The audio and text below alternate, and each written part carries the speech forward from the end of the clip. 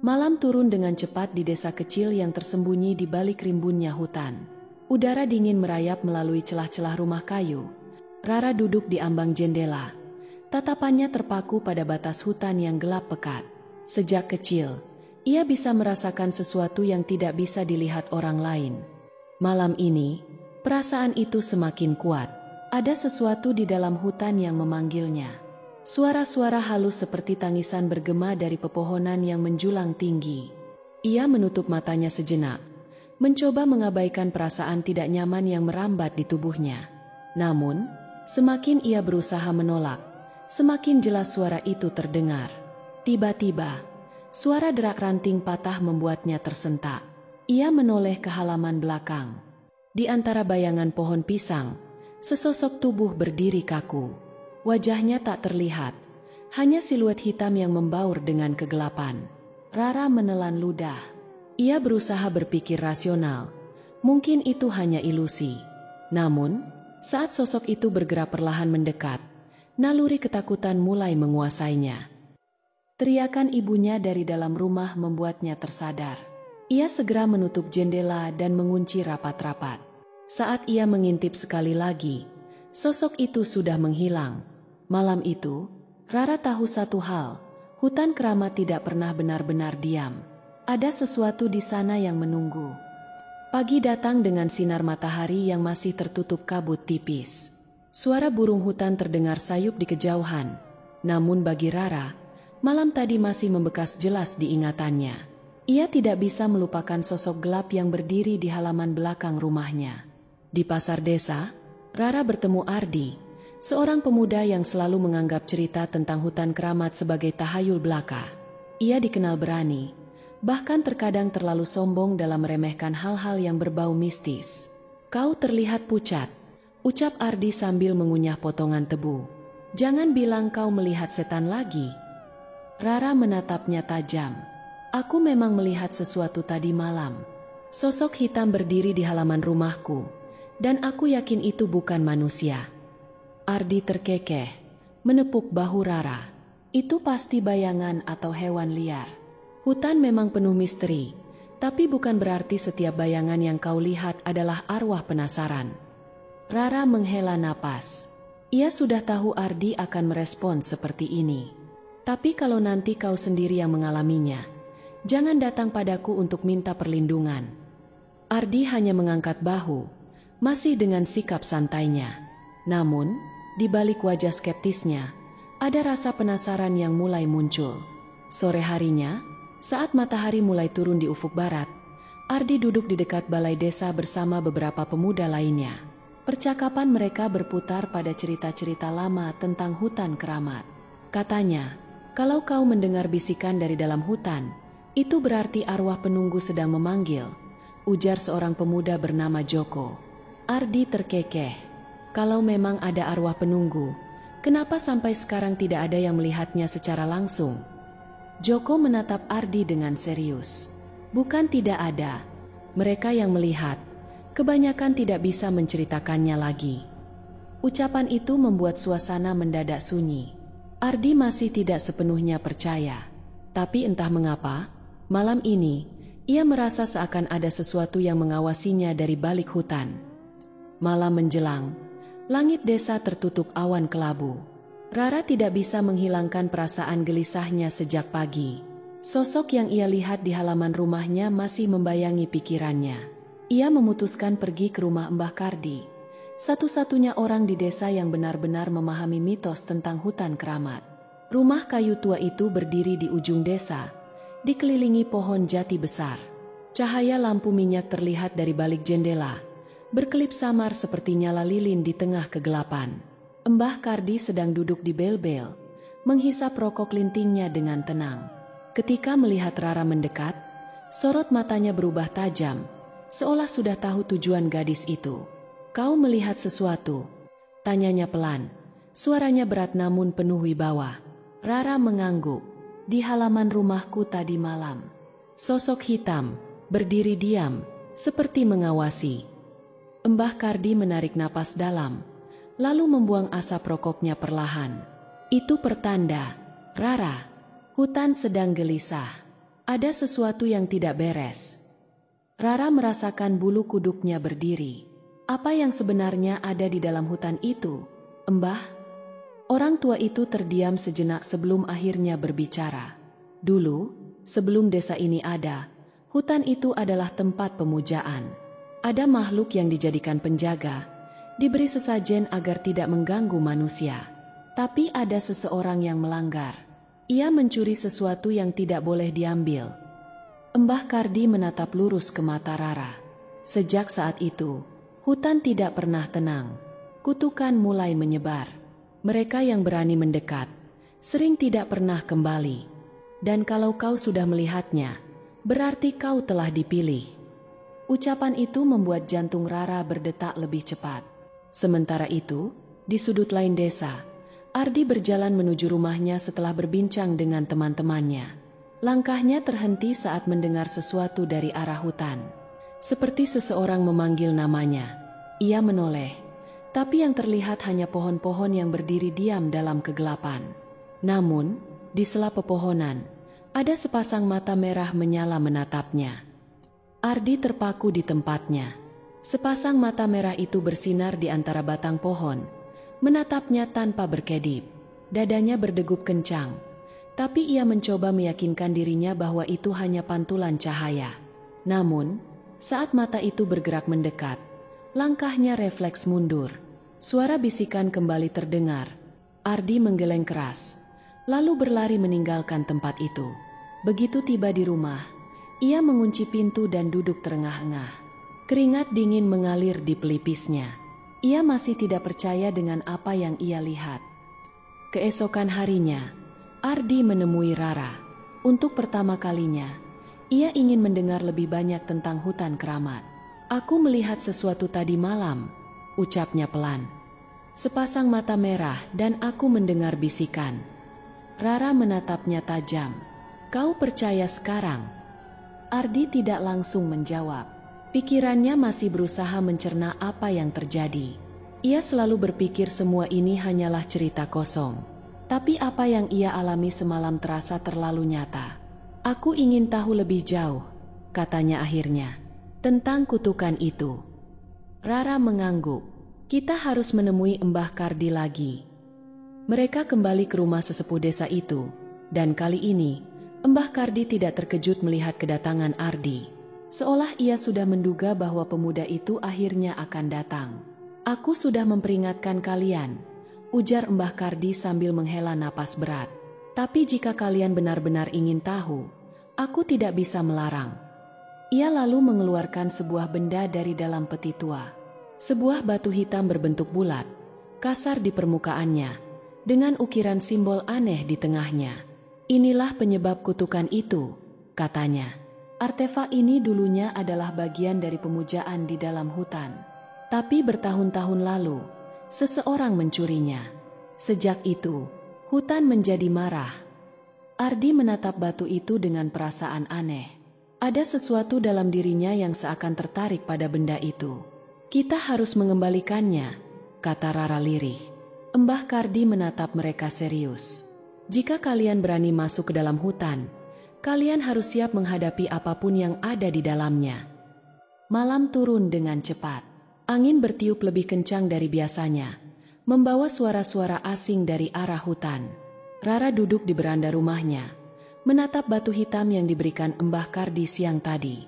Ada sesuatu yang mengalir dari benda itu, sesuatu yang tidak kasat mata, tetapi terasa begitu nyata. Ardi berdiri di dekatnya. Kedua tangannya bersedekap. Aku masih tidak yakin dengan semua ini, katanya pelan. Kita tidak punya pilihan lain, jawab Rara. Mbah Kardi bilang, jika artefak ini tidak dikembalikan, hutan akan menuntut lebih banyak korban.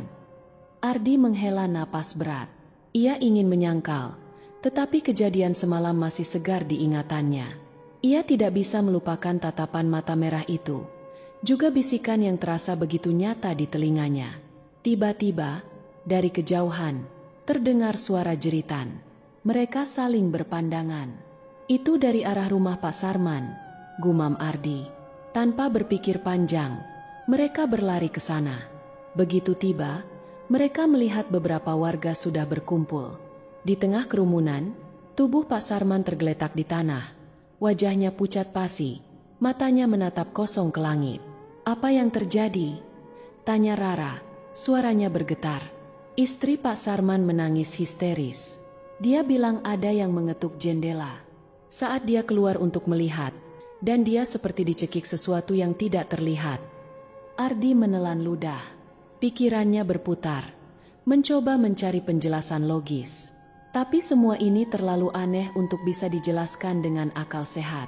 Mbah Kardi datang. Wajahnya tegang. "Kutukan sudah dimulai," katanya lirih. "Arwah penunggu hutan tahu bahwa artefak itu ada di tangan kalian. Mereka tidak akan berhenti sampai batu itu dikembalikan." Suasana semakin mencekam. Beberapa warga mulai berbisik satu sama lain. Rasa takut terpancar dari wajah mereka. "Kita harus segera masuk ke hutan," kata Rara, "sebelum lebih banyak korban berjatuhan." Mbah Kardi menatap mereka dalam-dalam. "Kalau kalian benar-benar ingin pergi, kalian harus siap. Hutan itu bukan sekadar pepohonan dan kegelapan. Ada sesuatu yang bersembunyi di dalamnya. Sesuatu yang tidak ingin kalian ganggu." Ardi mengepalkan tangannya. Ketakutan masih ada, tapi ia tahu tidak ada jalan lain. "Kami akan pergi." Dari dalam hutan, terdengar suara gemerisik, seperti sesuatu yang bergerak di antara pepohonan, mengawasi, menunggu. Mereka tidak punya banyak waktu. Langit malam semakin pekat saat Rara dan Ardi berdiri di tepi hutan keramat. Angin dingin menerpa wajah mereka, membawa bisikan-bisikan samar yang seolah berasal dari dalam pepohonan. Di belakang mereka, Mbah Kardi menatap lekat artefak hitam di tangan Rara. "Jika kalian benar-benar ingin mengakhiri kutukan ini," ujar Mbah Kardi, "kalian harus mencari makam kuno di dalam hutan dan mengembalikan artefak itu ke tempatnya." Ardi menelan ludah. "Dan bagaimana caranya kita tahu di mana makam itu?" Mbah Kardi menghela napas. "Kalian tidak akan menemukannya, kecuali hutan mengizinkan kalian melihatnya." Rara merasakan bulu kuduknya meremang. Mbah Kardi menatap mereka dalam-dalam. Makam itu tersembunyi. Tidak ada manusia yang bisa menemukannya hanya dengan berjalan masuk ke dalam hutan. Tapi arwah yang menjaga tempat itu akan memberikan petunjuk. Ardi mendengus. "Dan kita harus percaya pada arwah itu." "Kadang, musuh terbesarmu juga bisa menjadi penyelamatmu," jawab Mbah Kardi. "Tapi ingat satu hal. Jangan pernah memanggil nama kalian sendiri di dalam hutan. Jika mereka tahu siapa kalian, maka kalian tidak akan bisa kembali." Hening sejenak, hanya suara dedaunan yang bergesekan dihembus angin malam. Rara mengeratkan genggaman pada artefak hitam itu. "Kita harus pergi sekarang," katanya tegas. Mbah Kardi menatap mereka sekali lagi, lalu menyerahkan sebuah kantung kecil berisi dedaunan kering. "Taburkan ini jika kalian merasa ada sesuatu yang mengikuti. Itu bisa mengalihkan perhatian mereka." Tanpa menunggu lebih lama, Rara dan Ardi melangkah masuk ke dalam hutan. Begitu mereka melewati batas desa, udara terasa lebih berat. Suara malam yang biasa terdengar di hutan, seperti nyanyian jangkrik atau gemerisik dedaunan, tiba-tiba menghilang. Yang tersisa hanyalah kesunyian yang menekan. Mereka berjalan perlahan. Cahaya senter di tangan Ardi menyorot jalur setapak yang dipenuhi akar-akar menjalar. Namun, semakin jauh mereka melangkah, jalur itu mulai menghilang, digantikan oleh pepohonan yang semakin rapat. Rara berhenti tiba-tiba. "Ada yang mengawasi kita," bisiknya. Ardi merasakan tengkuknya dingin. Ia menyorotkan senter ke sekeliling, tapi yang terlihat hanya batang-batang pohon besar. Lalu, tanpa peringatan, suara itu datang lagi. "Ardi!" Bisikan itu begitu jelas, seolah ada seseorang yang berdiri tepat di sampingnya. Jantungnya berdegup kencang. Ia melirik ke arah Rara, tapi gadis itu hanya menggeleng pelan. Peringatan dari Mbah Kardi terngiang di kepala mereka. Jangan pernah merespons. Tiba-tiba, ranting-ranting di atas kepala mereka bergetar. Dari sela-sela dedaunan, terdengar suara gemerisik yang semakin mendekat. "Jangan lihat ke atas," bisik Rara. Ardi menahan napas. Langkah mereka semakin cepat, menembus kegelapan hutan. Tapi semakin jauh mereka berjalan, pepohonan di sekitar mereka terlihat semakin asing. Mereka tersesat. Rara menggigit bibirnya, lalu menggenggam artefak hitam itu lebih erat. Mbah Kardi bilang arwah itu akan memberi kita petunjuk, katanya pelan. Kita harus memperhatikannya. Ardi hendak bertanya maksudnya, tapi sebelum sempat mengeluarkan suara, kabut tebal tiba-tiba menyelimuti hutan. Di antara kabut itu, muncul bayangan seseorang berdiri di kejauhan. Seseorang tanpa wajah, dan ia menunjuk ke satu arah. Tanpa berkata-kata, Rara dan Ardi saling berpandangan. Mereka tahu apa yang harus dilakukan. Mereka harus mengikuti bayangan itu. Bayangan tanpa wajah itu melayang di antara kabut. Tubuhnya seperti berkabut hitam yang terus berdenyut. Rara dan Ardi hanya bisa mengikuti gerakannya, meski ketakutan menguasai hati mereka. Langkah mereka semakin dalam menuju jantung hutan. Udara terasa semakin dingin, dan di setiap sudut mereka bisa merasakan sesuatu mengintai dari balik pepohonan. Ardi menelan ludah. Kita yakin ini bukan jebakan, bisiknya. Rara menggeleng. Kalau ini jalan satu-satunya, kita harus mengambil risiko. Mereka terus berjalan sampai akhirnya tiba di sebuah tanah lapang yang dikelilingi pohon-pohon besar dengan akar menjalar ke permukaan. Di tengahnya, berdiri sebuah batu nisan besar yang tertutup lumut tebal.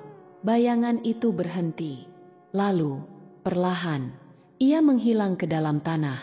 Ardi melangkah maju, membersihkan lumut dari permukaan nisan.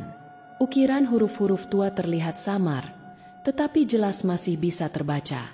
Di sini bersemayam penjaga hutan. Jangan bangunkan kemarahan mereka.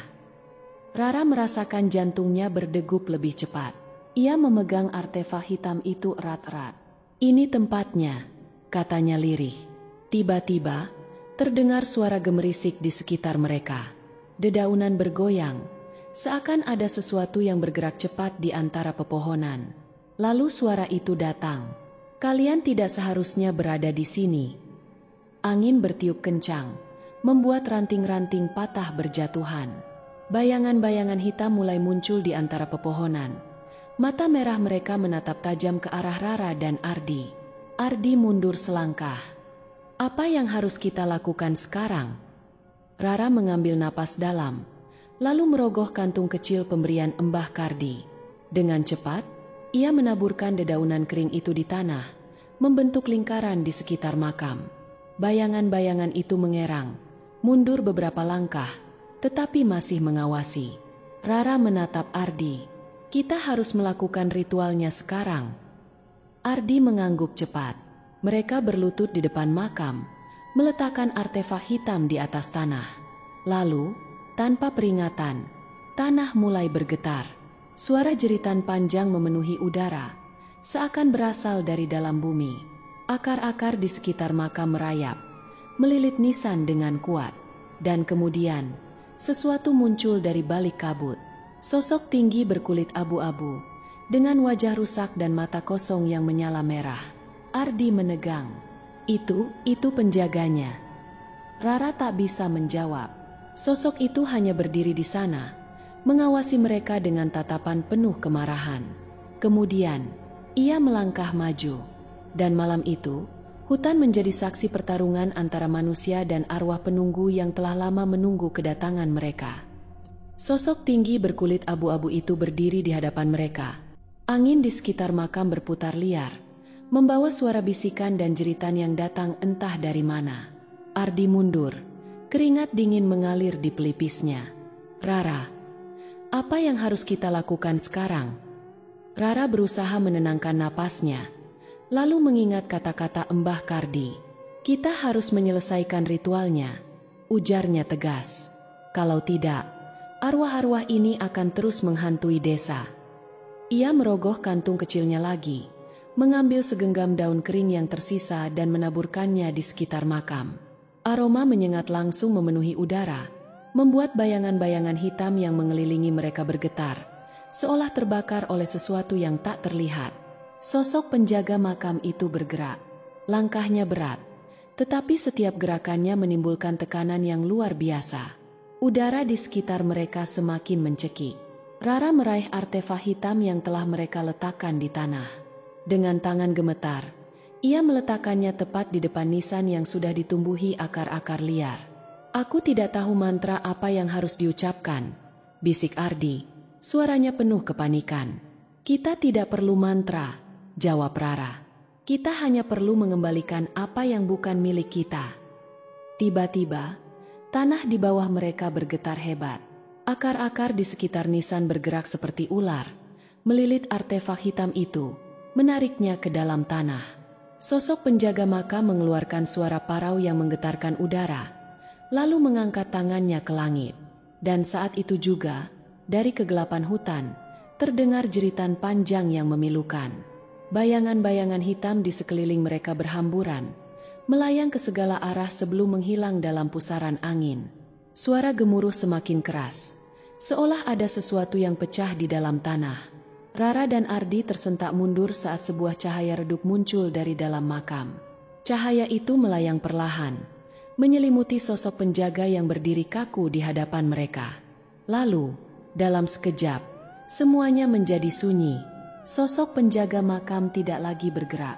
Matanya yang tadinya merah kini meredup, sebelum akhirnya tubuhnya berubah menjadi debu yang diterbangkan angin.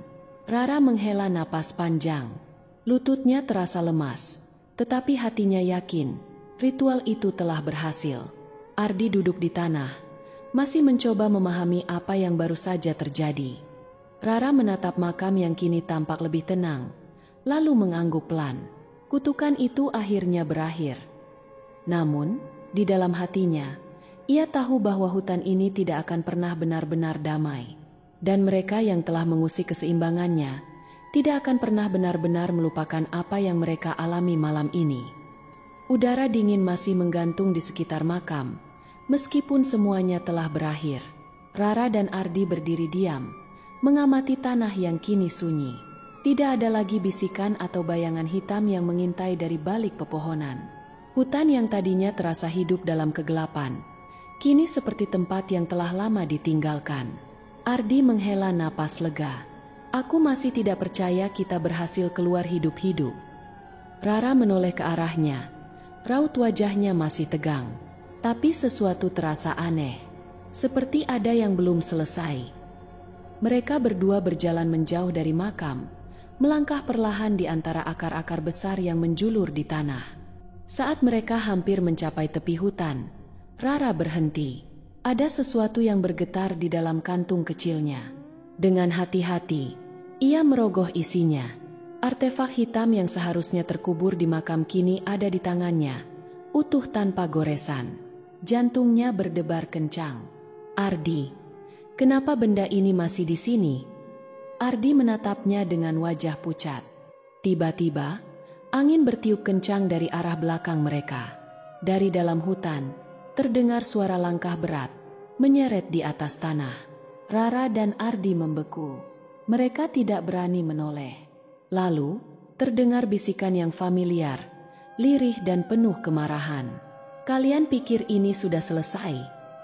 Dari balik pepohonan, sepasang mata merah menyala kembali.